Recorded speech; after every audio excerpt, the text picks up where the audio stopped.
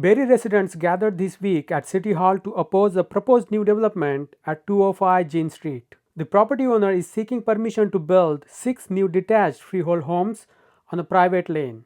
As Barrie continues to face a housing shortage, residents have collected more than 275 signatures against the development.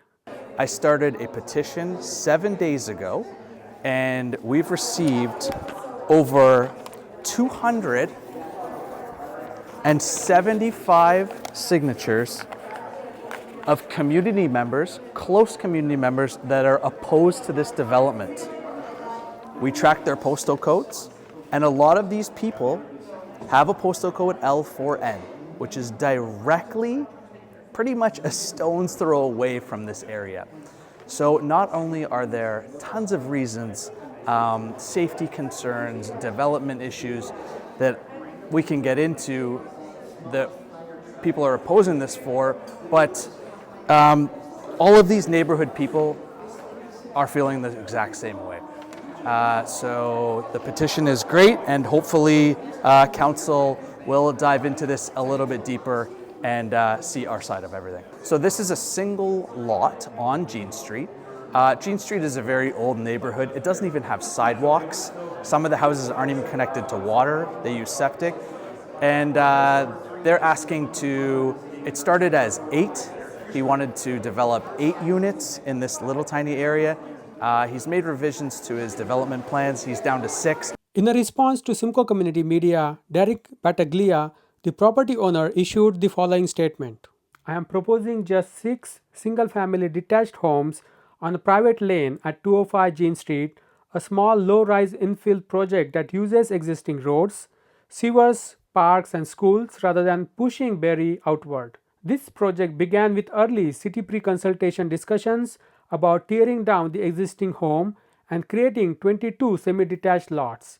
In a housing crisis, we can't let few homeowners' desires for extra space around their own cars outweigh the need for a handful of new homes for families who want to live here. Ward 8 Councillor Jim Harris, in whose ward the property sits, raised several pointed questions during the meeting. He asked whether future owners of the 6 homes could add secondary suites. Staff confirmed that lots on a private road cannot benefit from province's as of right 4 units per lot provisions. He also challenged the planning report's claim that Jean Street is fully serviced by municipal infrastructure. Staff acknowledged they were unsure which homes remain on private septic systems and said they would report back. Mayor Nuttall used the meeting to clarify the process for residents, asking whether they would be able to participate if the matter was appealed to the Ontario Land Tribunal or OLT. Staff confirmed that residents who took part in the public meetings have historically always been permitted to intervene in OLT hearings. That pathway matters here. If council refuses the application, the property owner, Battaglia, can appeal to the OLT, an independent provincial body that reviews planning decisions on their merit. In practice, the tribunal approves more applications than it refutes, applying a provincial lens that weights housing supply heavily, one that favors developers since Bill 23 and related reforms narrowed the grounds on which municipalities can push back, especially given the housing crisis. Mayor Nuttall also questioned that the staff report include a highest and best use analysis of what the property could accommodate under existing zoning and provincial rules without any amendment at all. The committee also heard 3 other development proposals during the meeting. No votes were taken and no decisions were made. All 4 items will return to General Committee alongside a staff report for full debate at a later date. Following is our interview and full coverage of the meeting. I'm opposing the 205 Jean Street development. I started a petition 7 days ago, and we've received over 275 signatures of community members, close community members that are opposed to this development. We track their postal codes, and a lot of these people have a postal code L4N, which is directly pretty much a stone's throw away from this area. So not only are there tons of reasons, safety concerns, development issues that we can get into that people are opposing this for, but all of these neighborhood people are feeling the exact same way. So the petition is great, and hopefully council will dive into this a little bit deeper and see our side of everything. So this is a single lot on Jean Street. Jean Street is a very old neighborhood. It doesn't even have sidewalks. Some of the houses aren't even connected to water. They use septic. And they're asking to, it started as 8. He wanted to develop 8 units in this little tiny area. He's made revisions to his development plans. He's down to 6, but it still does not fit the context of our neighborhood and the specs that are under the R2 development. His numbers are a bit off. There's a lot of issues and pushback from the neighbors on this. There are so many concerns. Safety is a big thing. Fire trucks, garbage collection. That's one of the big concerns for us, is safety. Another one of the big concerns is that it doesn't fit within our neighborhood. And another big concern is water. I back onto this property directly, and we have bad flooding back there already. So if all of that area and the trees are uprooted and gone, and we replace that with all concrete, that water has nowhere to go, and it's either coming back into my backyard or it needs to be pumped somewhere else, and it's going to be somebody else's problem. So there's a huge issue with drainage back there. From what I've heard, it's a little bit all over the place, because before I moved to Barrie years ago, I had heard that he had tried to do the same thing back there with a single house, and that was shot down. So now he's trying to do it again years later, and the community is obviously all working together to oppose this development. Last year it was 8 houses. Now he's down to 6 houses. So the way that I speak to my neighbors about it is, at what point is it not going to be worth him to make this build and to do this development? Because you only have so much money to work with, and you're putting money into special water issues now and pumping your water out and things like that. So, at what point will he stop? We don't know. But we'll be there as a community to oppose the development as long as we need to.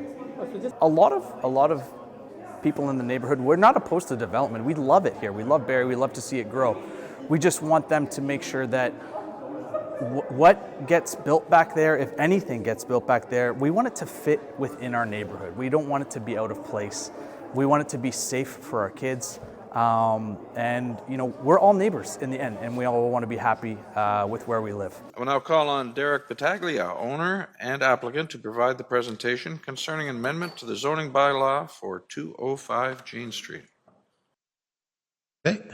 Good evening, Mayor, Council, and members of the public. My name is Darick Battaglia.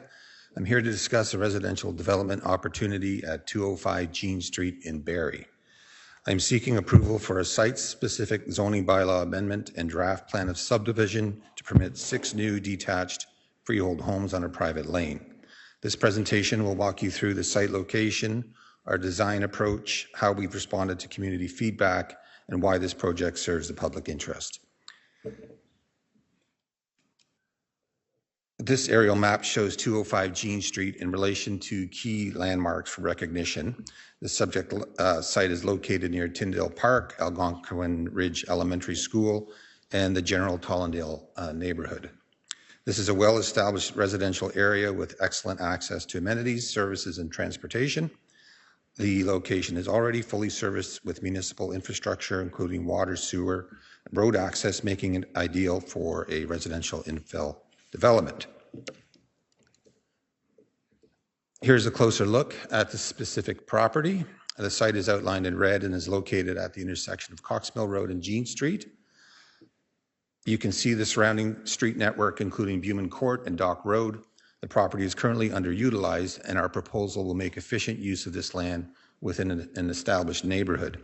The site has direct access to Jean Street, which will serve as the primary connection point for the private new lane accessing the 6 proposed lots. This immediate neighborhood, previously part of the town of Innisfil, was known as a cottage area, privately serviced with septic and well on old cottage roads. This area was annexed to the city of Barrie with a zoning reflective of the infrastructure in place at that time. Since then, major infrastructure improvements have been made to bring this area to city standards, but the R1 zoning has remained the same. Over time, the cottages have been converted to year-round, and others have been torn down to make way for new homes and/or properties that have been subdivided to create new homes on new lots. This ground level photo unfortunately shows a lot of snow, that the site presents an excellent opportunity for sensitive residential infill that will complement the surrounding neighborhood character. In the background, you can see the homes of Buman Court designs of 2-story with walkout basements, and because of the grade change from Buman Court to Jean Street, the Buman homes present as 3-story elevations from the subject site on Jean Street. This is actually a video. Is there a button to press that will play the video, or if I press the next button, can we see? Okay, great, there it goes. Continuing east on Jean Street, the immediate neighboring home being an original 1950s 1,000 square foot brick bungalow with no garage. And we have carefully considered the existing trees and natural features in our planning process. This is our conceptual plan showing the proposed layout of the 6 new lots and private detached lots here. The homes will be arranged along a new private lane that extends from Jean Street. Each lot labeled 1 through 6 will accommodate a detached single-family home. Particular attention to setbacks and green buffers have been considered to maximize privacy for the new homes and existing. The community input has been critical in shaping this proposal. At the June 19th neighborhood meeting, residents expressed specific concerns, and we listened carefully and made significant changes. Let me highlight what we've done in response.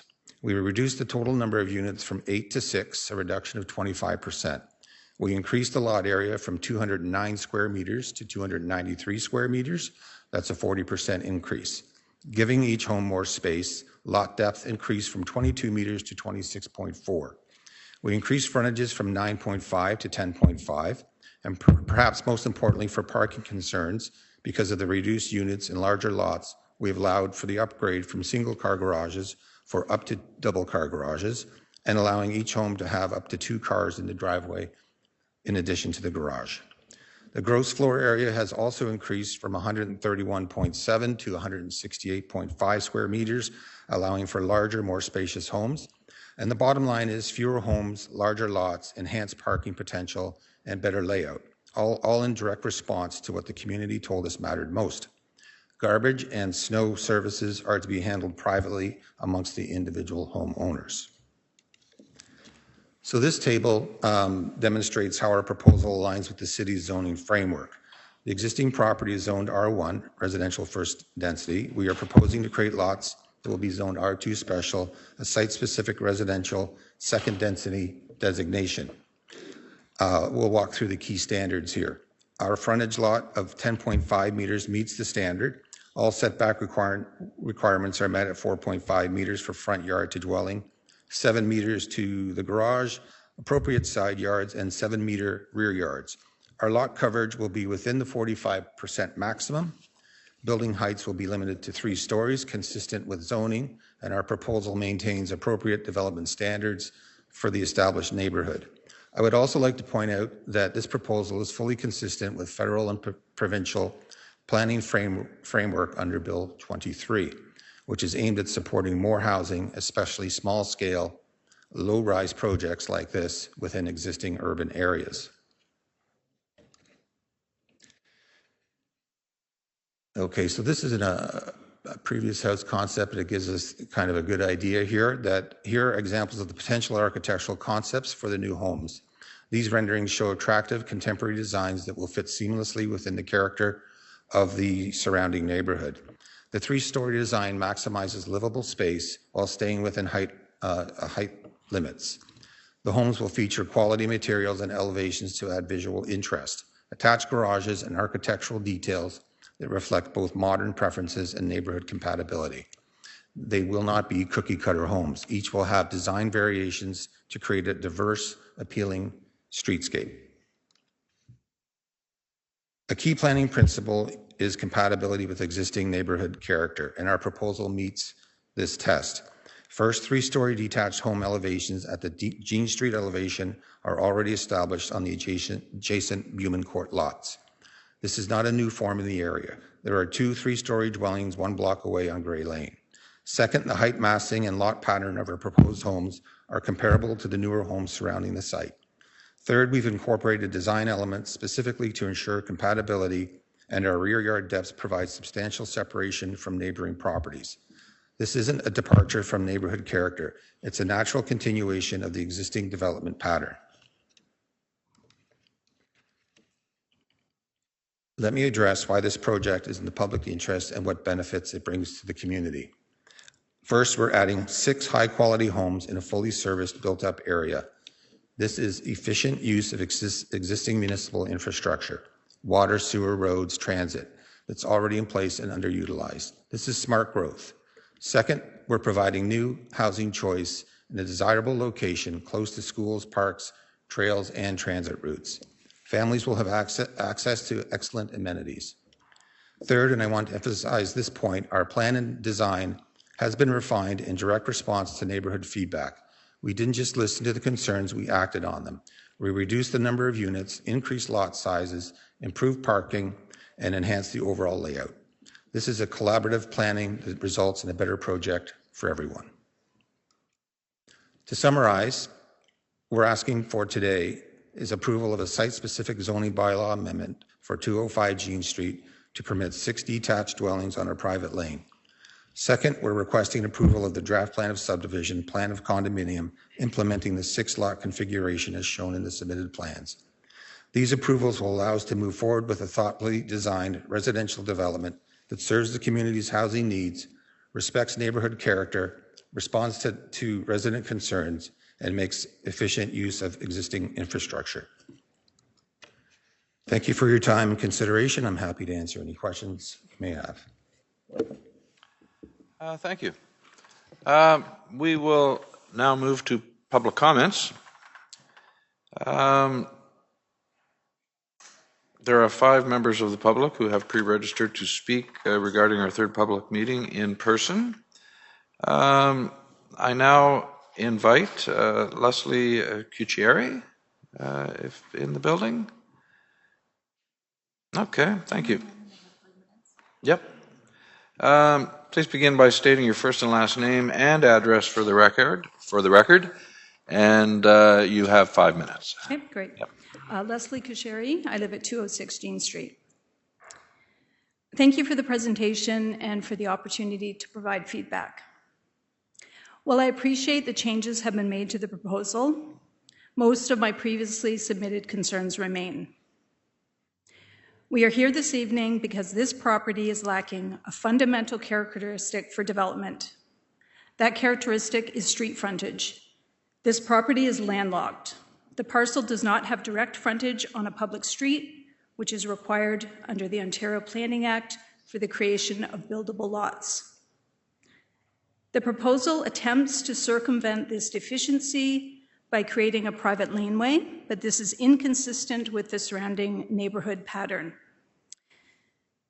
The applicant previously proposed this property for development. However, it was denied by the city as it was deemed unsuitable due to the lack of frontage. In 2006, the Ontario Land Tribunal upheld the decision. The zoning bylaw does not support this property for development. The local community does not support this property for development. The Ontario Land Tribunal's rationale for denial stated, quote, "In particular, the frontage is not appropriate. In addition, the board finds that the variance for the lot frontage does not maintain the general intent and purpose of the official plan and the zoning bylaw." Since then, the characteristics of Barrie planning considerations and the need for housing have changed.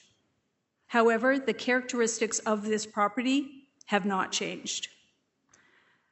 Circumventing the frontage deficiency by creating a private laneway under a poddle, which is a parcel of tied land arrangement, undermines the clarity and purpose of the zoning bylaw and creates uncertainty for Barrie residents who rely on R1 zoning to protect the established character of their neighbourhoods.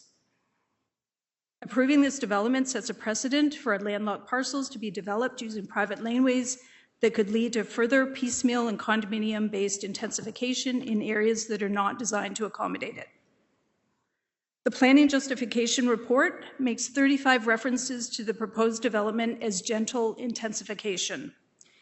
As an absolute number, 6 homes is a small number, however, not in the context of Jean Street.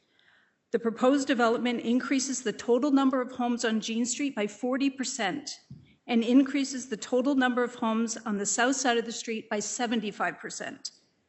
Regarding the lotting pattern, the proposed lot sizes at 277 square meters represents a dramatic difference between what exists and what is proposed and cannot be characterized as gentle intensification.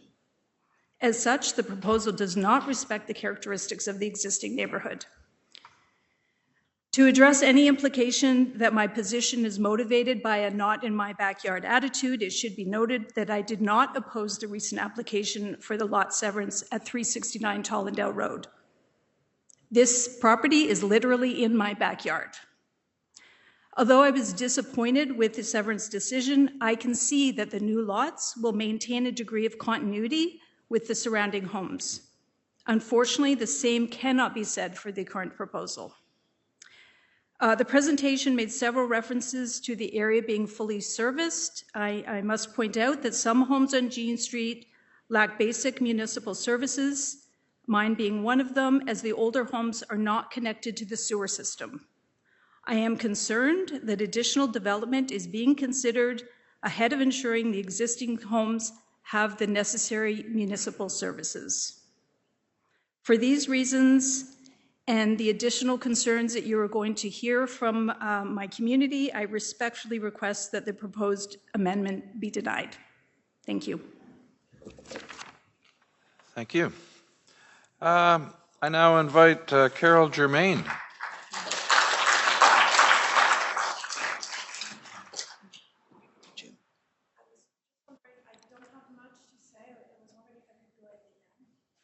Would you like to go at the end? That's fine. How about Reimer Gartner? Mr. Gartner, please approach the podium and state your first and last name and your address for the record, and I will remind you that you have 5 minutes as well. Thank you. My name is Reimer Gartner. I live at 203 Jean Street, right next door. I just wanted to highlight two items that are of particular importance to me. The first one being the request to rezone this property from R1 to a modified R2. I just want to preface what I'm going to say by saying I am not anti-development. If this proposal was from R1 to an actual R2, I would be quite for it. The minimum R2 dimensions are nowhere near being met here. What we have is a development that involves lot sizes so small and houses so close together, they don't even meet the R4 minimums for zoning. And the area that we're talking about, South Shore, has no R4 single homes anywhere. We don't have R3 even.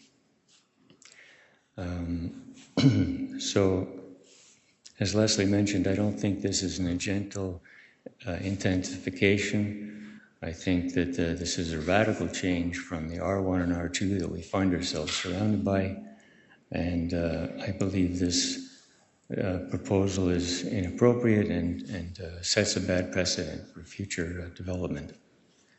The other thing, the only other issue that I have is about the intensification of the actual buildings themselves. The planning report states that the proposed dwellings are anticipated to be designed in a manner that allows purchasers the option to incorporate a second residential unit within the home. As I read it, construction for 2 families under one roof is a duplex by definition. And the report itself says that duplexes are prohibited. So I just wanted to flag that. to make sure that there's not some kind of end run around the prohibition against multiplexes in the end. Thank you very much. Thank you, sir. I now invite Adam Holman.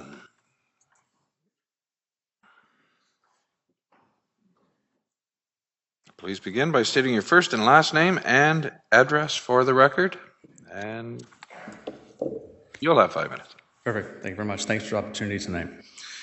My name is Adam Holman, and I live at 245 Dock Road. I live directly behind the proposed development at 205 Jean Street. I'm not just someone who reviewed the plans online. I back directly onto this property. I see the land every single day, through every single season. I experience firsthand how the area behaves, especially when it comes to drainage and water flow. Over the past week, I started a community petition to better understand how others in the area feel about this development. In just 7 days, we received over 275 signatures opposing this project.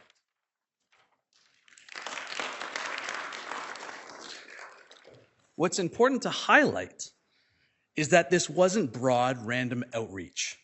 Over 90% of these signatures came from individuals within the L4N postal code area, which, of many, live just a stone's throw away from this site. This shows that the concern is local and shared by people who are directly impacted. The concerns we're here fall in a couple main categories: drainage, safety, and overall fit within our neighborhood. From my direct experience, drainage is already a serious issue in this area. After heavy rainfall or during spring thaw, there is significant pooling and standing water across the property. Yes, it can be diverted, but my good friend Jason, who lives at the bottom of the hill, is going to have an even bigger issue than he does right now. As a father of two, under 10 years old, there's also concerns around safety. Increased density brings increased traffic, strain on infrastructure, and changes to the character of the area. Think about waste collection day. Big trucks, low visibility, and kids walking home on a road without sidewalks.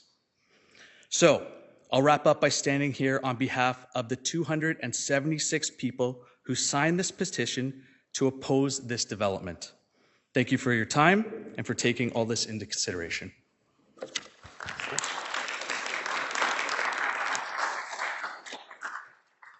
Kate Ellis, I now invite you to approach the podium.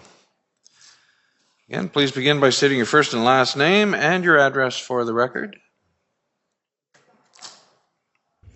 My name is Kate Ellis, and I live at 233 Dock Road, which is just a few doors down from Adam. Good evening, Council Chair, and thank you to Mr. Battaglia for presenting an updated proposal for us this evening. I think it's important to recognize that the applicant did listen to a lot of the things we said, and in an effort of good faith, I'm assuming made some changes to his proposal, and I think that that's important to state. I'm here with the support, obviously you've seen, of my neighborhood to express our collective opposition to the proposed development. We plan to present several, I plan to speak first, sorry.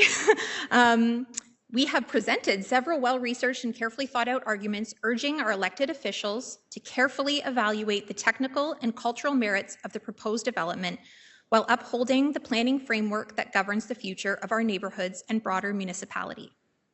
I recognize that the province has placed a strong emphasis on increasing housing supply and that municipalities like Barrie are working to respond to that direction. A common and well-supported way to do this is with infill developments.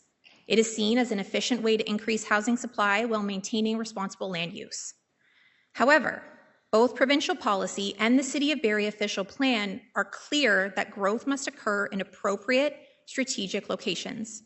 Increased housing supply does not mean that any form of development is appropriate in any location. In this instance, I'm concerned that a broader push for more housing is being used to justify an infill intensification that, despite being proposed as gentle intensification by the applicant and their representatives, is in direct contradiction to the city's own objectives and strategies for growth. The proposed draft plan of subdivision and zoning bylaw amendment requests are not only inappropriate, given the significant change in lot characteristic from existing built form, but do not meet the intensification guidelines within the City of Barrie official plan. The official plan states that intensification will be directed to appropriate locations, including corridors, nodes, and areas with access to higher order transit. The subject property is not within an identified intensification corridor, nor within an urban growth area. It is not in close proximity to a major transit station area, and it does not front onto an arterial or collector road. It is not within walking distance of a grocery store, a shopping area, a hospital, a community center, or otherwise employment zone. It is clear that the proposed development of 205 Jean Street does not comply with the criteria for intensification set out in the official plan, and therefore should not be supported by City Council. The City should seek to approve projects within previously identified intensification corridors and urban growth areas prior to allowing selective infill intensification in neighbourhood areas. It is important to note that should this development be approved in its current form, it will set a dangerous precedent for speculative purchasing in our neighbourhood. There are several lots in the Tollendale area, similar to the subject lot, that could be purchased and subject to intense infill development proposals, resulting in a complete erosion of the existing character and context of our neighbourhood.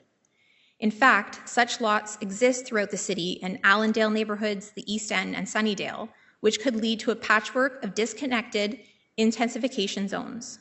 By approving this development, the city is giving its stamp of approval for more and more random pockets of infill intensification within quiet residential neighborhoods without a unifying strategy for intentional urban planning. As you have come to learn, our neighborhood is intensely committed to holding the applicant, their representatives, and the council to the clear and specific standards set out in the current planning framework. We are not broadly opposed to all development in our neighborhood, and we have historically been very supportive of other zoning bylaw amendments when they fit with the fabric of our community and uphold the goals of the entire municipality. Should this proposal be approved, we as a neighborhood have every intention of appealing the decision with the Ontario Land Tribunal and retaining outside counsel from a qualified urban planning specialist. Thank you. Thank you. Okay. Carol Germain, are you ready? Good. Again, please begin by stating your first and last name and address for the record. So, good evening, members of council, mayor. My name is Carol Germain, and I live on 17 Blumen Court. Excuse me, I'm not used to public speaking. So you've heard tonight a number of thoughtful concerns and about safety, infrastructure, the environment, and neighborhood fit. And so I won't repeat them. Instead, I'd like to step back and focus on this decision before you. Planning decisions are meant to ensure that development is compatible and does not create adverse impact, but that standard can only be met if the full picture is clearly understood. And right now, there are still important questions without clear answers. We all recognize that a property owner has the right to develop their land, but having the right to do something is not the same as it being beneficial or appropriate for the surrounding community. That is why planning exists, and we know that good planning carefully weighs individual rights against the collective impact. Excuse me. And that brings me to a simple but critical point.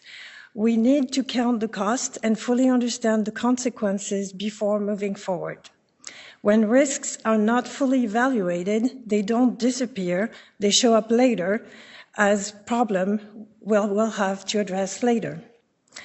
So these consequences affect residents, the neighborhood, and potentially the city itself.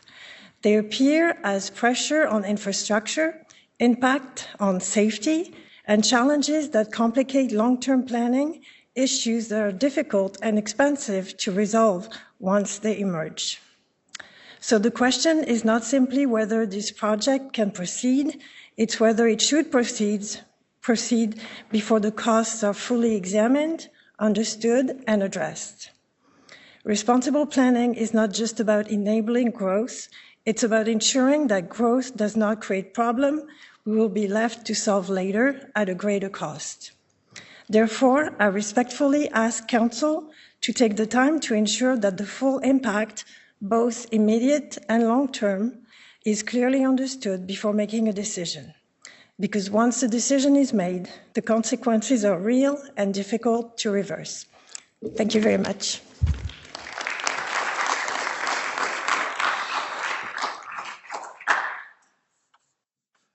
If there are any other members of the public who wish to provide comments, please approach the podium and begin by stating your first and last name and address for the record. Seeing none. Members of the committee, do you have any questions of clarification? Councillor Harris. Thank you, Chair Nixon. And just want to begin by thanking all the residents who submitted to the city prior to the meeting. I read those quite closely, and all those who came and spoke tonight and those who've emailed me. Thank you for your engagement. It's a really important thing to do, and your voice and your concerns and interests are critical. I also want to remind people there's no decision being made tonight. There's no vote being made tonight. So just everybody can relax easy that there's no vote. But we're really interested in getting information at this point in this process. We're getting information and hopefully helping inform staff as they look at this in a closer and more detail. And I also wanted to say thank you to everybody for the thoughtful and respectful approach to the presentations. I think not always are neighborhoods that thoughtful, that respectful. And you're, as we all know, you're speaking to somebody from your neighborhood. And I also want to recognize that you thanked. This is not the same application we saw at the neighborhood. Pardon me, the neighborhood meeting. So you did recognize, and I appreciate there's recognition that this is different. There's been, whether it's to the degree people like or not, it's been modified with intention to meet things that were brought forward at the neighborhood meeting. So thank you. That was noted to Mr. Battaglia. So thank you for that. And also thank you, Mr. Battaglia, for actually hearing and responding to those. I think that's an important recognition as well. And just on that theme, and maybe through you, Chair Nixon, to Mr. Battaglia, there was a comment made about the potential for the 6 units to be duplexes. I wonder if you want to speak to that, just because that comment was made, and if you want to clarify anything on that regard. These units are single-family detached and expected to conform with the zoning standards of the R2 with the special provision. Thank you. And maybe through you, Chair, to Ms. Banfield, with what's proposed, regardless of whether it was designed or included as part of the selling features, would these 6 units, people who own them, be able to make them into secondary units if they wanted to? Through you, Chair Nixon, to Councillor Harris, because these lots, these new proposed lots, would be on a private road, they would not be able to do the accessory dwelling units in the same way that a lot that would be fronting onto a municipal road would be able to. Okay. And so I know we're using some, and a very well-informed group here, accessory dwelling unit. Does that mean they couldn't put a second suite in the basement, or could? Through you, Chair Nixon, to Councillor Harris. So right now, in this, not to confuse things, you could do, if you had a single detached lot that fronted onto a public road, provided you can meet the standards, you could do up to 4 units per lot. But that doesn't apply when a lot fronts onto a private road, which is in the case for this application. Okay, thank you. And through you, again, Chair Nixon, to Ms. Banfield, it was also mentioned, I saw on page 15, I think it was the justification report that was submitted, it talked about the, I think I'm quoting, the surrounding properties consist of urban residential developed area which are serviced by municipal water and sewers. And I think we've heard tonight that's not completely accurate, if I'm correct. And I know, including Mr. Battaglia has been an advocate for urbanizing this area himself. So there are still many, if not most, of the homes or all of the homes on Jean Street would be on septics. Through you, Chair Nixon, to Councillor Harris. I'm not actually sure of all of the details. I just know that in the city zoning bylaw and in the official plan, it says new development has to be serviced by municipal services. But we could certainly take that back and respond to council on which properties are serviced by municipal services versus private services. Great, thank you. And if I can continue. In the capital plan, I know residents have been frustrated over the years with the urbanization being moved back in the capital plan, and we've advocated. Can you, and I should have asked you before, so I apologize for putting you on your spot. Do you know in the capital plan where the urbanization of Jean Street currently sits?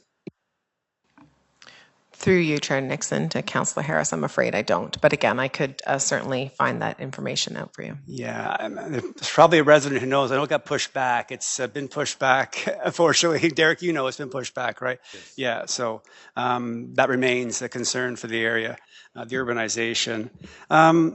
Also, I think, when we looked at the memo from the city, it talked about 3 key planning matters. One was compliance with provincial planning. One was with the city's official plan, and the other one, which was, I think, well articulated by residents tonight, was the integration of the proposed development into the existing neighborhood within the envisioned development and character of the area. Sorry, I muted myself.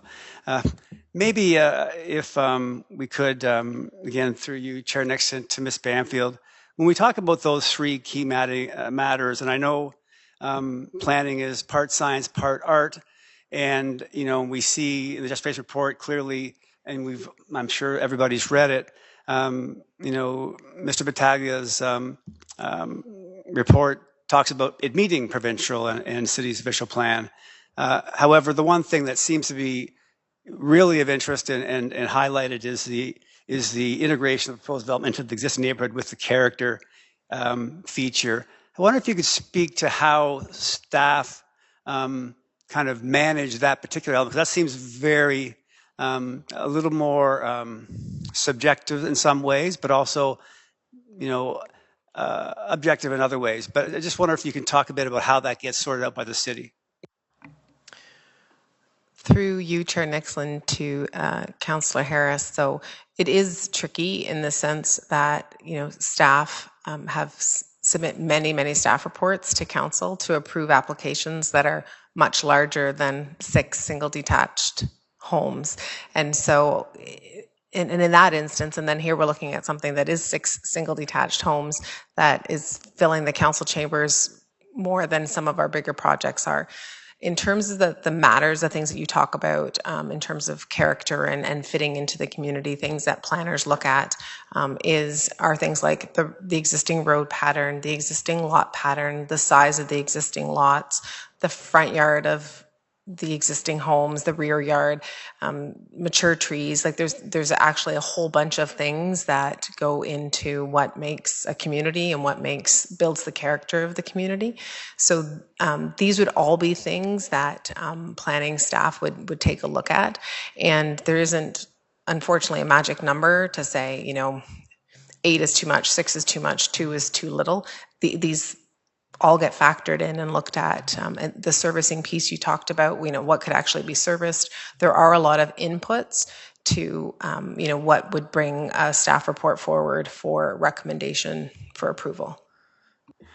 Great, thank you. And and maybe to help people understand what is weighed, what isn't weighed. There was a really good detailing of the history of this property and efforts that have been made to utilize it in a different way than it currently is. Do any of those findings or rulings factor into the decision that is made on this application, or if they do, how do they? Through you, Chair Nixon, to Councillor Harris. So certainly municipal land use planning is governed by provincial planning legislation that I think the one application that was referenced was in 2006, so exactly 20 years ago. So we do, as a municipality, have to make sure that our planning regime aligns with the province. Now, that being said, intensification in 2006 is very different than the intensification that we're seeing in 2026. So the history doesn't necessarily reflect how we evaluate today. Like, we would never look at an application in 2026 and say, oh, well, in 2006, you couldn't do this. Like, we wouldn't do it from that perspective. But it does talk a lot about, intensification in the city can mean different things depending on where you are. Thank you. That was a good segue because it was referenced the gentle density as a term and the 40% on the street as a whole, the 75% on the one side of the street.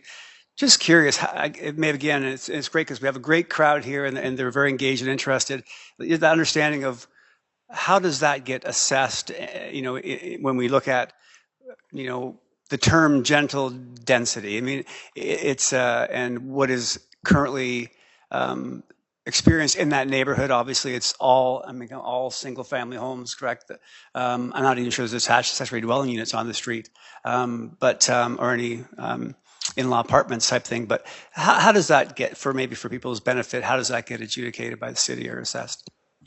Through you, Chair Nixon, to Councillor Harris, I think what you're pointing at is exactly really what the official plan is trying to do, and that's why there's different land use designations. There's neighborhood area that's intended to still have intensification, but it's going to be at a much different scale than a property that's zoned high density or even medium density. So council, again, has heard me say many times that intensification in one neighborhood could be one more house, or intensification in another neighborhood could be a 6-story walk-up, and in another neighborhood could be a 20-story building.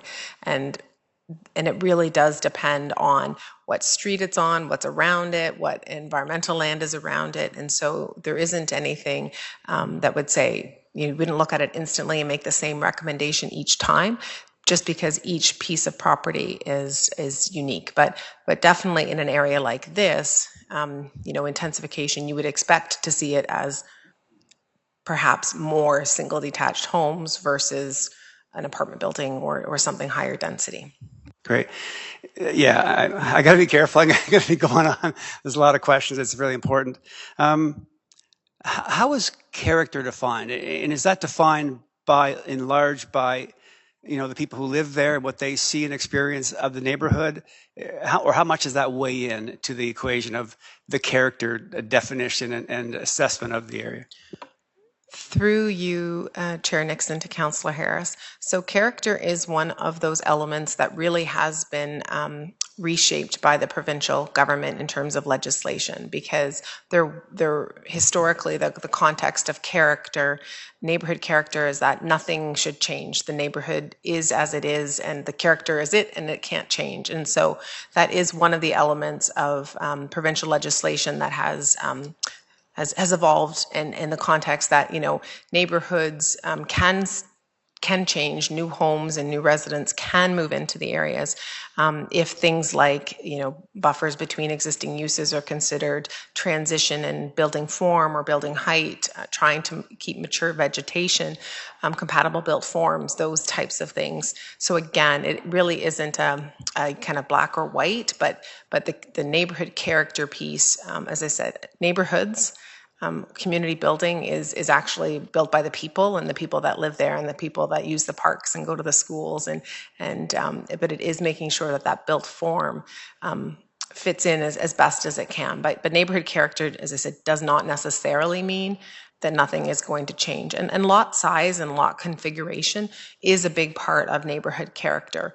And certainly we're hearing that from the community, because obviously the smaller the lots, the built form is going to take more massing. There's going to be fewer setbacks. There's going to be smaller setback, like front yards and rear yards and those sorts of things. But that's actually not unique to just this neighborhood. We've heard it across the city as new developments come in. So but again, all of those things factor in, and it is going to be a different equation, if you will, depending on where you are in the city. Thank you. Yeah, this is great. Maybe my last question. I'll stop myself. One more question. When you look at there's your top three factors that would most likely change the character of the neighborhood, what would those top three be?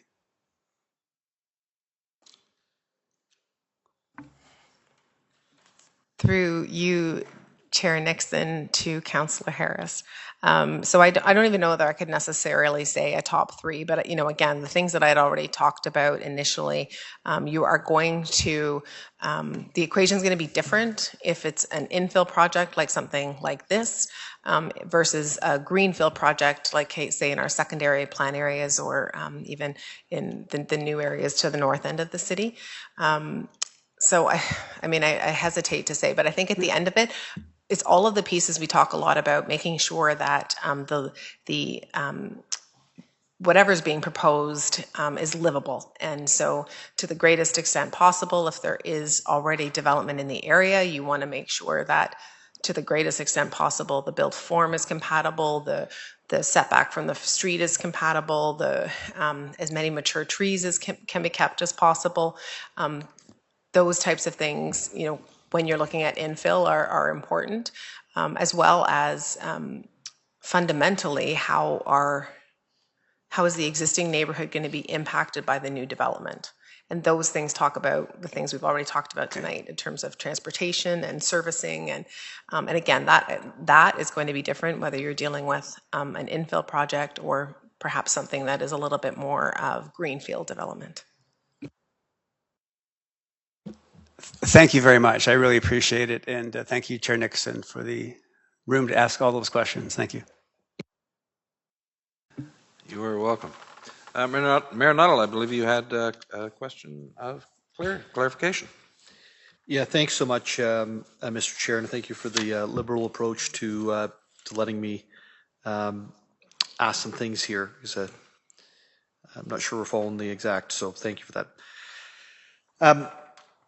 I actually want to clarify some things for members of the public. As Mr. Brucker can probably attest, I spent a lot of time walking down these streets saying hi to folks when I was 18, 21, 25, running for council in this ward.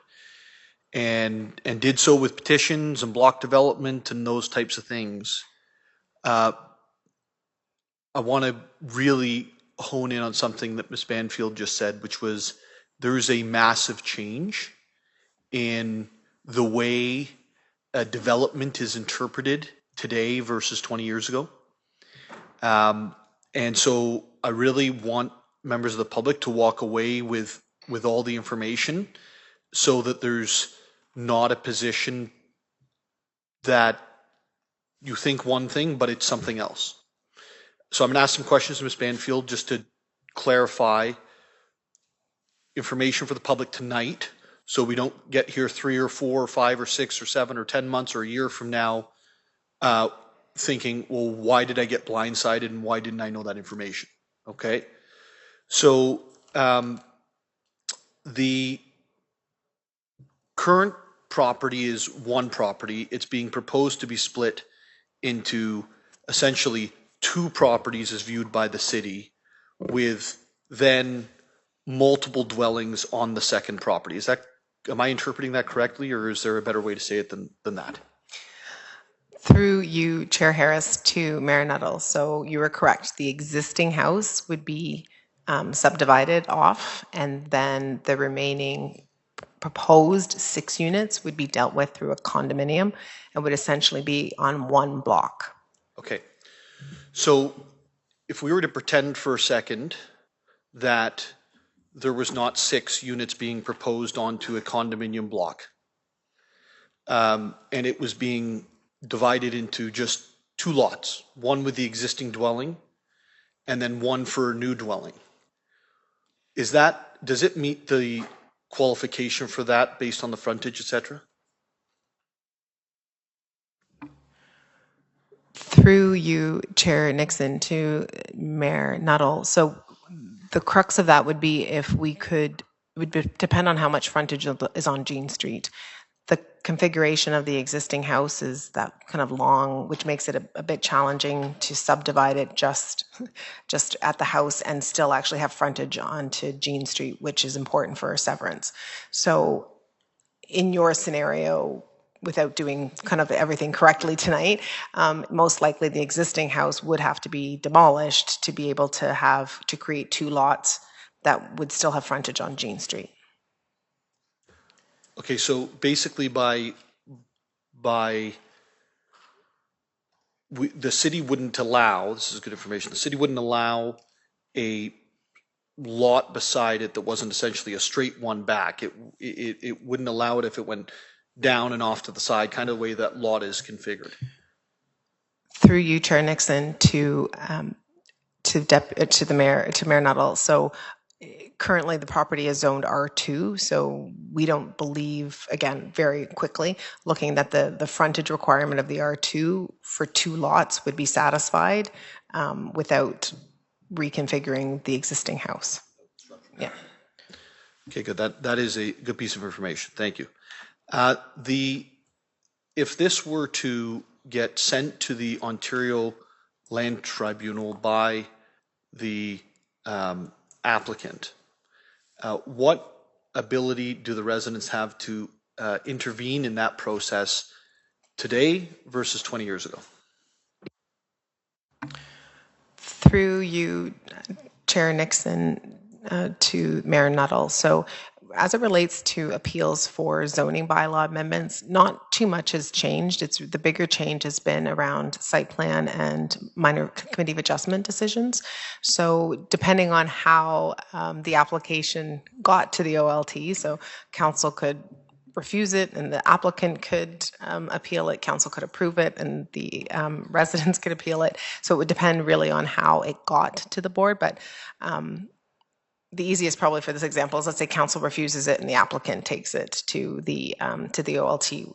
So at that point, the OLT would ask the City of Barrie who came out to the public meeting, who's been involved, and then at that point, residents would have the ability to ask to be a part of the hearing.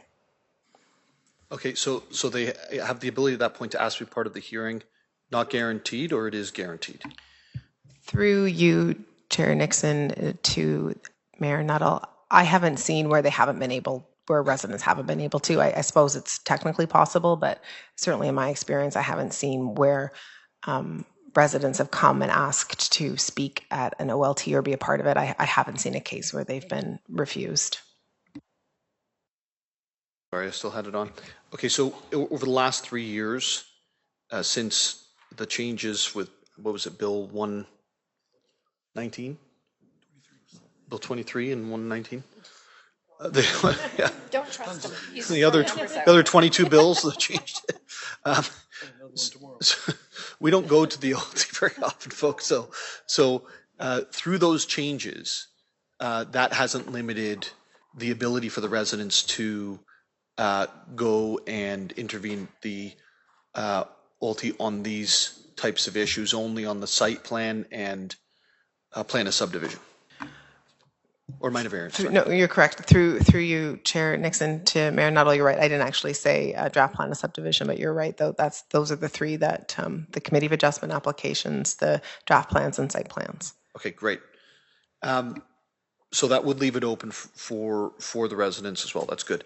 The final piece being, if we were in the scenario today where the applicant said, I'm actually just going to proceed with 4 as of right. And are they able to proceed with 4 as of right? And for the public, I know Councillor Harris touched on this, Ms. Banfield touched on this. 4 as of right is something that was pushed by the federal government on municipalities. 3 as of right is embedded, I believe, inside of Ontario at this point. So would 4 as of right apply to the single property as it is configured today? Through you, Chair Nixon, to Mayor Nuttall. So correct, it would be, the term we use is like 4 units per lot. So there's 1 existing home, and then they could technically have three other units. That could be either like basement suites or like a detached dwelling unit as well, yes, because this property does have frontage onto Jean, and so they would be able to do the accessory dwelling units. And what's the maximum size of those units? It's done through through you, Chair Nixon, to Mayor Nuttall. It is a percentage, and so what we say 4 units as a right or 4 units, there still would be standards that would have to be looked at, and so it would really depend on whether they're internal to the existing building or additional. We'd have to take a look at that. So even though you could do the 4 units, sometimes you can't do the 4 units just because of the standards of the zoning bylaw. Okay, is there any way to, as in your work that's done by the planning staff for when this comes back, I'd like to know what is the potential without, in the sense that I'd like to understand if this is probably a no-go for any ancillary structure, or if somebody could come forward, Mr. Battaglia or someone else, and put another structure that's a triplex, a duplex and a single, or 3 singles in place on the same property, or like the size of the property would allow according to these provincial federal regulations. Through you, Chair Nixon, to Mayor Nuttall. So that would be like a highest and best use kind of calculation of the existing zoning, and we could certainly have a comment in the staff report when it comes back. Thank you. I really appreciate that, and I think it's really important that information is taken into consideration. I have not been a fan of some of the city's interactions with the applicant, to be blunt, but I also recognize that we don't love. I'm now saying I don't love 4s, right? I don't love changing units. I think it should be planned out, but that's the world we live in, and so you need to have the same information that we have to go forward.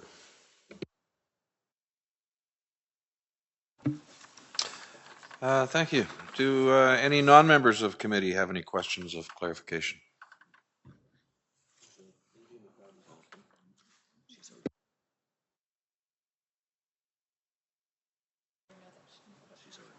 Yes, you've already spoke.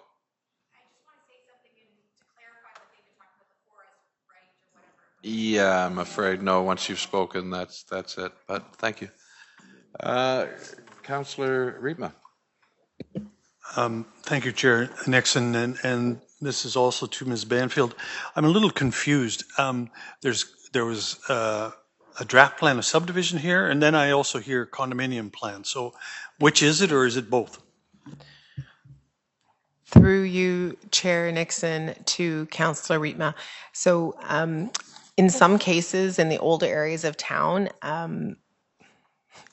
you need to do a draft plan of subdivision to bring the entire property into land titles to be able to then condominiumize it, to be able to give clear title. And I'm so sorry because I know it's so technical, but that's kind of the reality. So the draft plan, think of the draft plan as kind of the boundary, if you will, and the one lot, and then that will create 2 parcels in a proper land title situation that would then let the condominium go on the balance of the property. That's essentially how we would do it in some of these older areas of town. So some of these subdivisions in the older areas of town are not even super exciting, like they're a subdivision, but it's like one block. But typically that's why it's done that way.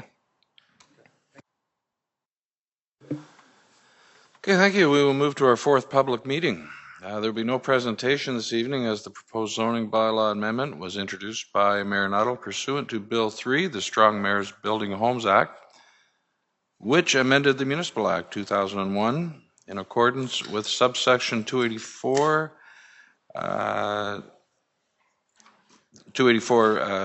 3, section B of the Municipal Act 2001, SO 2001, section 25 as amended. The purpose of the amendment is to support Royal Victoria Regional Healthcare's redevelopment and future expansion. Were there any Public comments. Has anyone registered? Is anyone? No. Okay. Members of committee, do you have any questions of clarification? Seeing none. Okay, if anyone has any further written comments, or you can submit them to Michelle Banfield, Executive Director of Development Services at michelle.banfield@barrie.ca. Excuse me, Mr. Chairman. Do I get a chance to ask a question?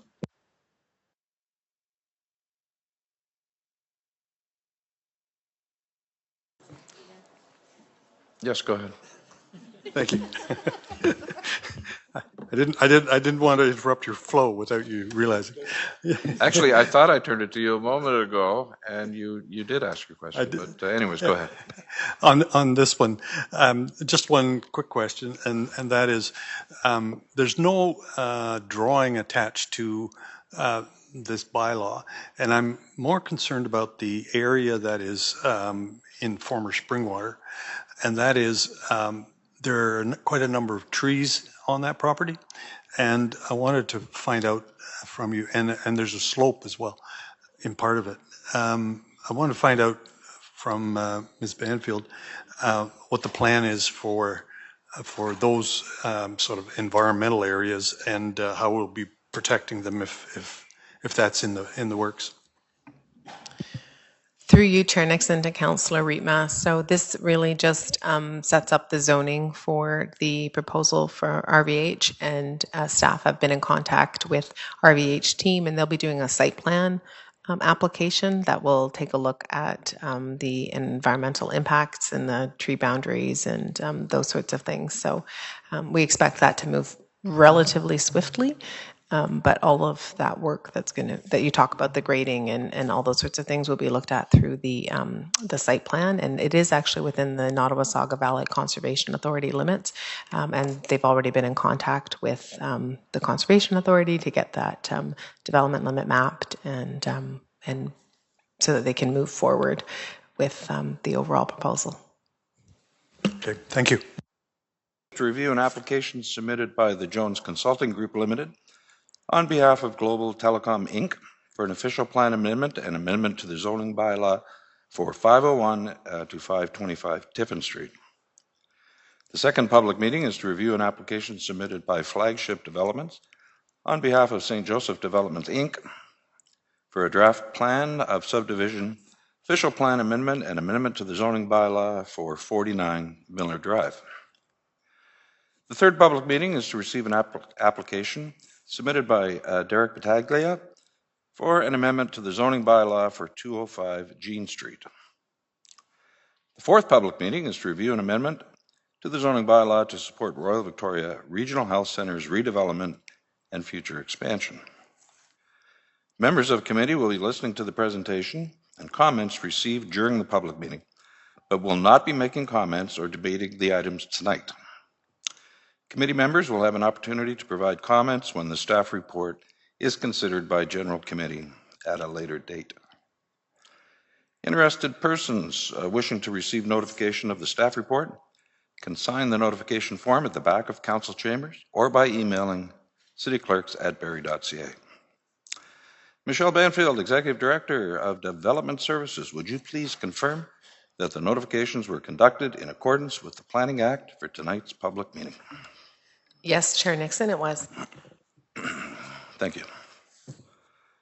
I will now call upon Amanda Newlove of the Jones Consulting Group to provide the presentation concerning the official plan amendment and amendment to the zoning bylaw for 501 to 525 Tiffin Street. Oh, go ahead. Yes, good afternoon. My name is Amanda Newlove, and I am a senior planner with the Jones Consulting Group, and we represent the owner of the lands at 501 and 525 Tiffin Street, who have submitted an official plan amendment and zoning bylaw amendment application for an industrial development. I am also joined today by the project engineer, Duncan Richardson, and traffic engineer, John Northcote. So the subject lands are outlined in red with a lot area of approximately 6.8 hectares and 209 meters along Tiffin Street. The lands are vacant and partially treed. A partial area of the lands has been previously disturbed, as shown in the air photo. An environmental impact study has determined the developable limits and the developable area of 2.1 hectares, which coincides with the area that's been generally cleared. According to historical aerial mapping, this area has been cleared for approximately 15 years. So the lands along Tiffin Street have historically been an employment lands area. The lands to the north and west consist of industrial and commercial uses, and the lands to the south and east are vacant environmental lands. The Barrie-Collingwood Railway is also located directly along the south border. So this is the proposed site plan. There are 3 industrial buildings. The largest building is to the southeast, which is approximately 3,000 square meters in size. The building to the northeast is about 1,400 square meters in size. And these buildings have been designed to be more spacious for manufacturing type uses. The third building along the west border is proposed to contain 7 units for 7 different types of industrial uses. In accordance with the zoning bylaw, proposed zone of general industrial, uses that are proposed to go within these units could be a custom workshop, self-storage, office, uses along that nature. The environmental impact study define the developable limits. So the green line along the site plan is the limit of the features, and the red line is the limit of that buffer. So only within the red line is where development is proposed, which coincides with the area that's been previously disturbed. So 2/3 of the property will remain designated natural heritage and zoned environmental protection. There are 2 accesses proposed from Tiffin Street to coincide with the city's standards and accommodate emergency vehicles. The eastern access will cross through the limits of the environmental features, and this has been reviewed and supported by the environmental impact study and is being reviewed by the city and the LSRCA. It should be noted that the environmental impact study also concluded that that area where the east access is proposed has been previously disturbed from the construction and maintenance of Tiffin Street, and there will be a 5-meter road widening along the frontage of Tiffin Street as well. So these are some renderings showing more images of the proposed development concept. Elevation drawings will be provided through site plan control, but the buildings are proposed to comply with the general industrial zone, so the maximum building height is 12 meters. All landscaping and the naturalization buffer to the limit of the feature will be further reviewed through site plan control. So the purpose of the official plan amendment is to redesignate that portion within the red boundary to employment area industrial. And the purpose of the zoning bylaw amendment is to rezone that portion to general industrial, and the remainder of the lands will remain environmental protection. So as submitted in our planning justification report, it is our opinion that the applications are consistent with the provincial planning statement. The lands are located within the City of Barrie settlement area and directly adjacent to the built-up area. The uses proposed will continue to add to the city's diverse economic base and provide employment opportunities while remaining compatible with the surrounding uses. The development will introduce industrial uses into an area that the city has identified as employment lands in the City of Barrie.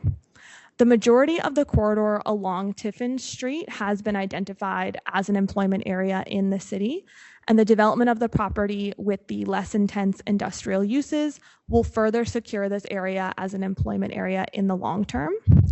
As noted, only approximately 1/3 of the lands will be developed, while the rest will remain in their natural state to protect the environmental features to the south of the property.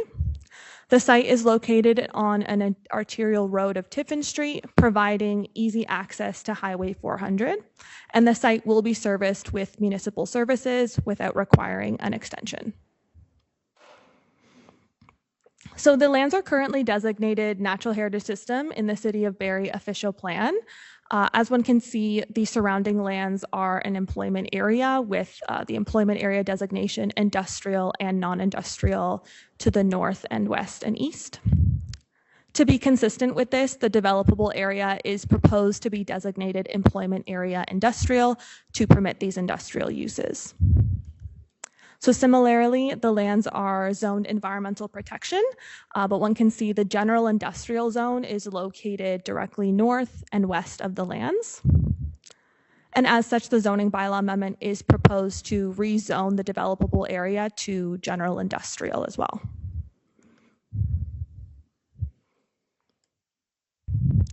So in terms of servicing, there is an existing city water main and sanitary sewer along Tiffin Street, which the lands are proposed to connect to.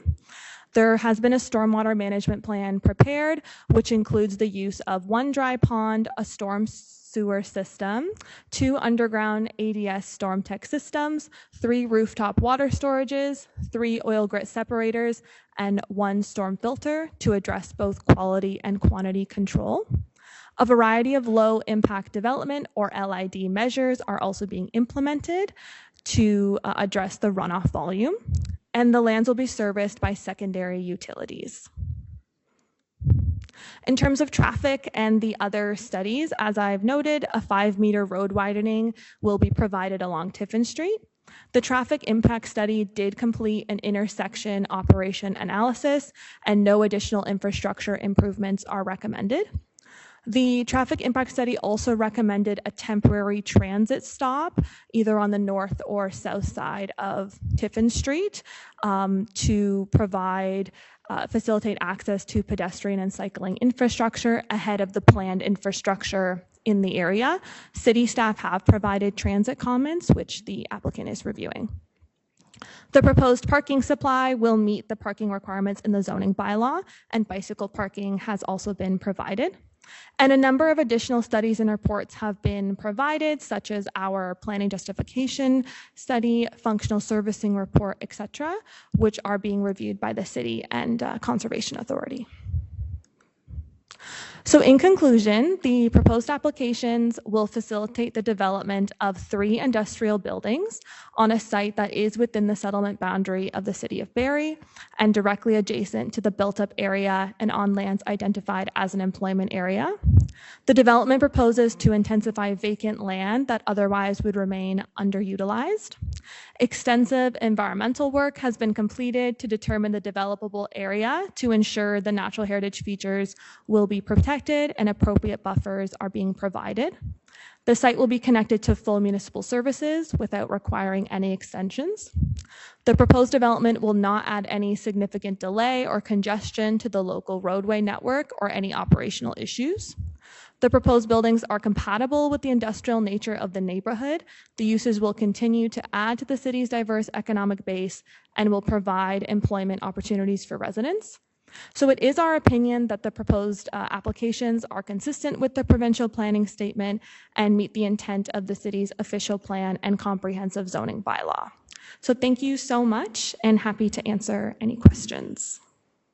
Okay, thank you. We'll now move to public comments. If there are any members of the public who wish to provide comments regarding our first presentation, please approach the podium and begin by stating your first and last name and address for the record.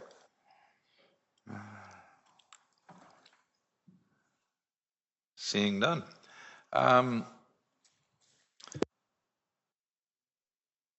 Okay, as we have no members of the public wishing to join in virtually, I will ask members of committee, do you have any questions of clarification?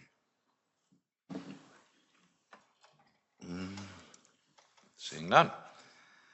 Okay, we will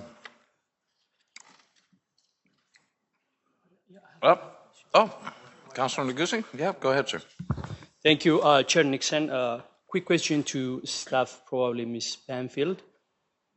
Is the house at 485 Tiffin Street, near to the proposed location, condemned? Can you give us a little bit background on that?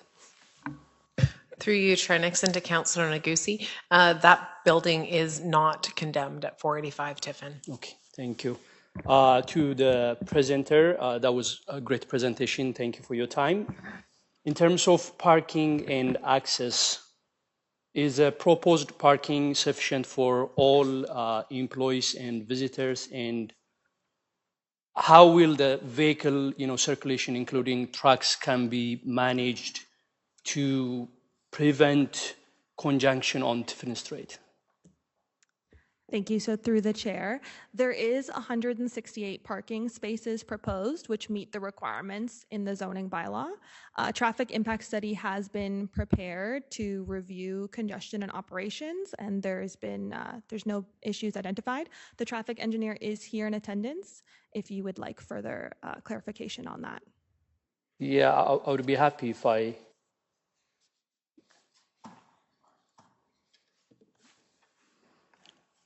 No. Thank you. So through you, Chair, to Councillor Negussi. Yes, we did a traffic impact study, and that included a parking justification for it. And we also did a swept path analysis that showed the movement of passenger vehicles, trucks, and waste vehicles going through the site, and all movements can occur as required. Okay. And the other thing is, I know I saw the document, but I really want you to talk about the stormwater and the drainage issue. I'm not quite sure what kind of measures are being implemented for stormwater management, and how will they prevent, runoff from impacting adjacent land or natural areas? Through the chair, yes. So a stormwater management report was also prepared, and the project engineer is also in attendance to provide more information on drainage.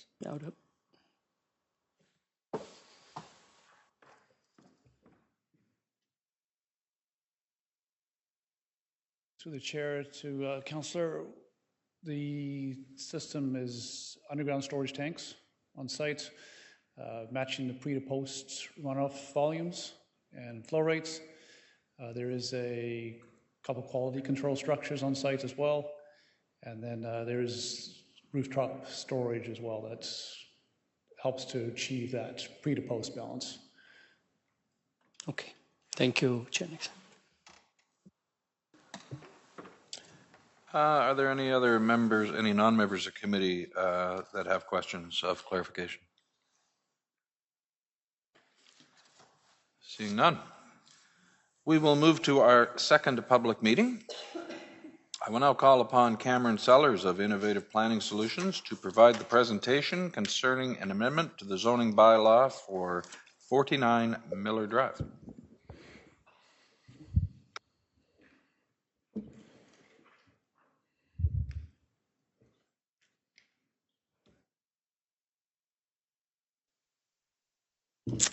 Okay, good evening, everyone. Thank you very much for attending this public meeting. My name is Cameron Sellers. I'm a partner with Innovative Planning Solutions here on behalf of the owners of lands located at 49 Miller Drive in Barrie.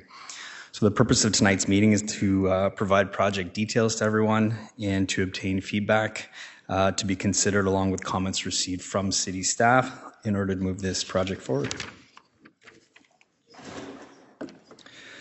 So the subject property is outlined here in red on this slide. The site's located north of Dunlop Street with approximately 300 meters of frontage and east of Miller Drive with approximately 380 meters of frontage on Miller. The site is relatively flat in nature and it covers approximately 18.1 hectares or 45 acres. The lands are vacant and are significantly underutilized. In terms of surrounding uses, you can see on this slide here to the north, there's residential subdivision characterized predominantly by single detached dwellings along with Pringle Park. To the south, there's existing commercial and future residential uses along Dunlop Street West. Further to the south lies general industrial uses along Tiffin Street and then environmental protection lands as well further south. To the east, there's general commercial and industrial uses along Dunlop Street, Ferndale Drive, and Tiffin Street as well. To the west, there's a service station including a gas bar, a car wash, and a restaurant. Further west are highway commercial uses including self-storage facility, access storage, and a wood supplier, Miller Lumber. So this slide illustrates the current official plan designation of the subject lands. The lands are designated neighborhood area, employment area, non-industrial, natural heritage system, as well as green space. Of note, the city's recent official plan amendment for PPS conformity for employment area proposes to change the designation from employment area non-industrial to business commercial.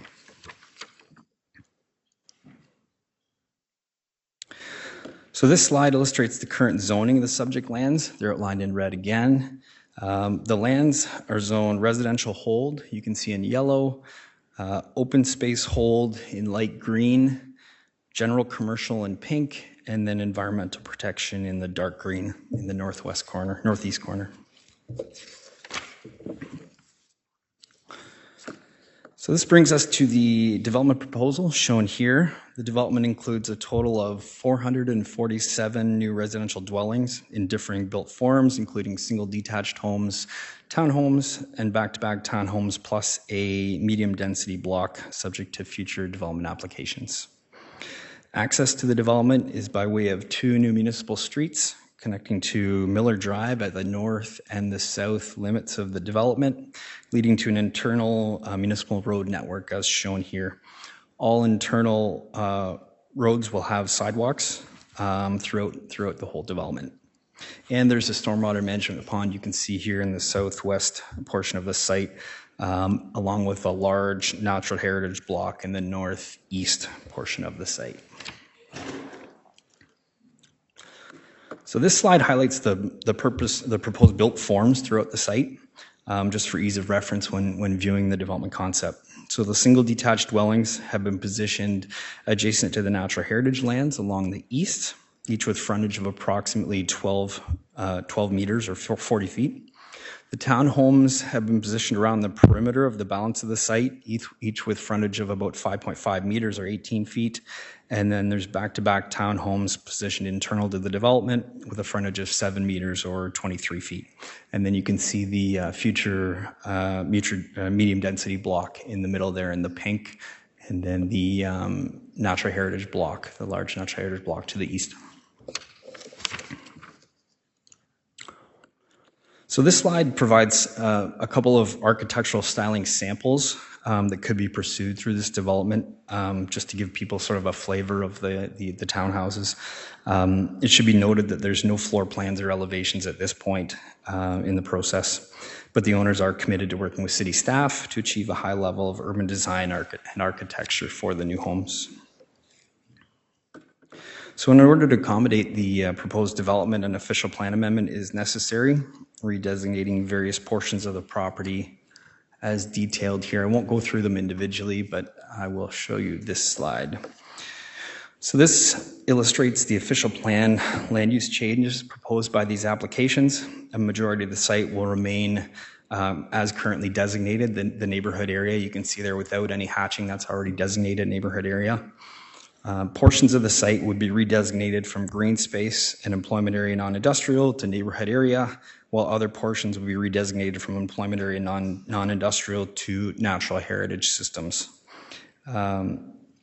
And it should be noted, I'll note here that the natural heritage systems designation is proposed to be substantially increased through these applications.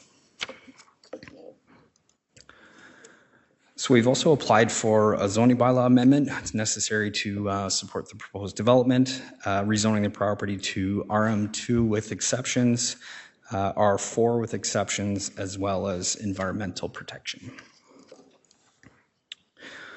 So this slide illustrates the varying zones that are being applied for through these applications. Simply stated, the single-family dwellings are proposed for the R4 with exception. The townhomes, back-to-back towns, and the medium-density block are proposed for the RM2 exception zone, and the natural heritage lands are proposed for the EP zone. So in summary, this development represents an appropriate level of growth on lands that are currently underutilized within the city. The development efficiently utilizes the land and municipal infrastructure while providing a reasonable transit supportive density and enhancing natural heritage features on the lands. The technical studies that were completed and submitted in support of this development demonstrate that it can be serviced, accommodated from a traffic perspective, with environmental characteristics being addressed through retention, buffering, mitigation, offsetting, and future design work. This proposal overall introduces much needed new housing options and opportunities to the area while also respecting and integrating with the surrounding neighborhood. And that concludes my presentation. Thank you very much for your time tonight. Thank you. We will now move to public comments. If there are any members of the public who wish to provide comments regarding the second public meeting, please approach the podium and begin by stating your first and last name and address for the record.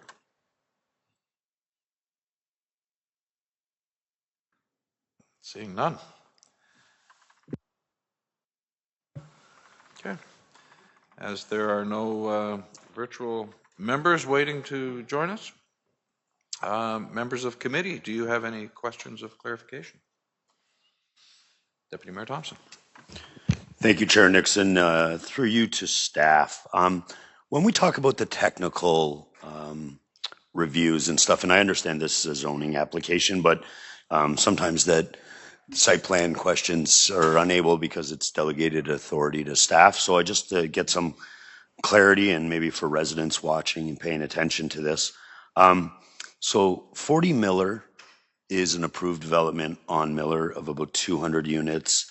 156 to 152 Miller, I believe, was 100, and then I think they've come back and they're probably about 160 in units. And then we have 180 Ferndale, which is about 350, and 49. This proposal would be about 600, I think, 620, 611 or something like that.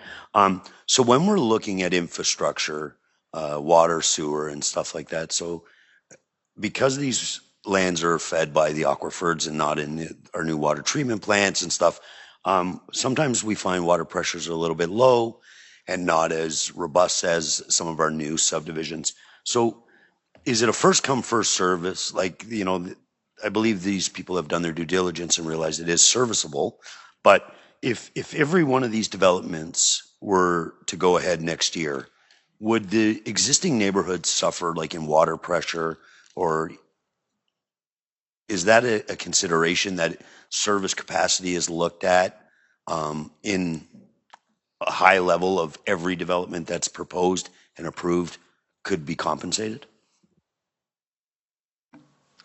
Through you, Chair Nixon, to the Deputy Mayor. So generally speaking, in terms of the studies that you are talking about, generally speaking, when an application comes in, all of the other applications need to be considered in the new person's technical work. Now that, as you said, every application that you gave as an example is at a different stage, but at the application stage, the new applicant's consulting team is told that they have to incorporate kind of all of the other developments at the same time. At the official plan and zoning stage, I would say that the servicing review is a little bit higher level, like it is that what you said, are there pipes there? Is there servicing there? And then as you move through what we call a detailed engineering design, and that happens both at the site plan stage and the draft plan of subdivision stage, that's when you get a little bit more detail about all the things you're talking about. In terms of, you know, what the existing residents will experience, we need to kind of hear that from the existing residents, because we don't necessarily know what everybody's water pressure is like. But fire, and just as an example, fire flow hydrant, that has to happen every single time. And so people have to do flow tests and all those sorts of things. And sometimes there is work required for them to do in and around the hydrant to make sure that fire would get the appropriate pressure. So at this stage, tonight, we, you know, as I said, we would be like, are the pipes there? Whereas as we get into that more detailed engineering design, all of those factors get looked at. Perfect. And I obviously, sorry, through you, Chair, just as a supplementary. That was some of the comments made at the neighborhood meeting, the one we had online, that some of the concern was on the infrastructure. And then just maybe another one that is a growing concern in the neighborhood. And look, for 8 years I've been working on it, and I know staff have done everything in their power to help me achieve things with like the opening of Sproul, sidewalk connecting this existing neighborhoods to the rest of the city, which, you know, some of this development would achieve in gapping that, as they would have the townhomes on Miller, which is a great additive. But one of the concerns is because there is only 2 entrances in, which would be from Edge Hill or Miller. And, you know, we've had some incidents, Highway 90, County Road 90, being, you know, a major arterial road that brings people into our city. And there's been some horrific accidents at the corner, and then it backs up, and people trying to get home from work or to work are suffering. When we did the repaving last year, you're looking at 2-3 hours. And I noticed this development, both entrances are on Miller. And so maybe this isn't to staff and maybe to the presenter, and anybody from your team, Cam, that is willing to look at this. That I know in the public meeting there was a real concern with the traffic of both entrances on Miller. And, you know, further to that, we've got a brand new building which is going to create 150 jobs right on Dunlop, with Sherwood Williams now moving and relocating to Barrie. So there is some safety concerns in the neighborhood already that I've had with that. You know, you're talking big trucks entering a road that people are doing 80 kilometers and slow pace coming out of their driveway. I was just wondering in some of the questions of where the building was placed, and I know this is all zoning, but I just thought if you guys had taken any of the comments made in the neighborhood meeting to consider, you know, relocating some of the design of your thing, or looking at an entrance to maybe work with our staff to have a signalized intersection on the Dunlop side to enter in on this subdivision, also eliminating the safety concerns that with the Sherwood Williams, you know, big trucks, and it's a distribution center, so it's going to be heavy flow of trucks. And I was just wondering, there is some area there, I know it's in this proposal, it's going to be environmental, but if there was an opportunity maybe to move that over, some commercial over on that side, and maybe moving the building closer to the Dunlop. I was wondering if you took any of those comments and if there was an opportunity. I understand that you had to submit a proposal and waited on comments, which I don't know if you received from staff, preliminary comments from our meeting. And I was just wondering if there was any consideration of some of the comments made in that neighborhood meeting. Through you, Chair Nixon and Deputy Mayor Thompson. Yeah, certainly. So we did the neighborhood meeting. It was well attended. It was very cordial, it was very professional, and we got a lot of good feedback there. We proceeded to submission, and we're still collecting the comments. We have some of them. We don't have all of them. And then, of course, tonight. So gaining all of that feedback, we certainly are not married to the concept plan as is, and we're definitely going to look at how to best address the comments to the extent possible. So the answer is yes.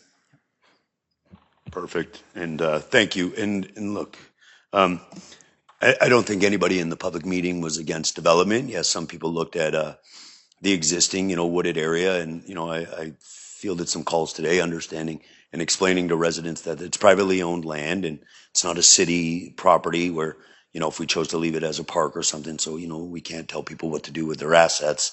You know, but I also appreciate, you know, the back and forth and the open dialogue with, you know, your clients, where they are understanding, they want to be good neighbors, you know, keeping a mature tree line, considering, you know, looking at some of the concerns of the residents. So I appreciate that, and I look forward to the open dialogue back and forth so that we can move this along and make everybody in the neighborhood feel that their voice was heard, and you know, we can continue to be good neighbors. So thank you.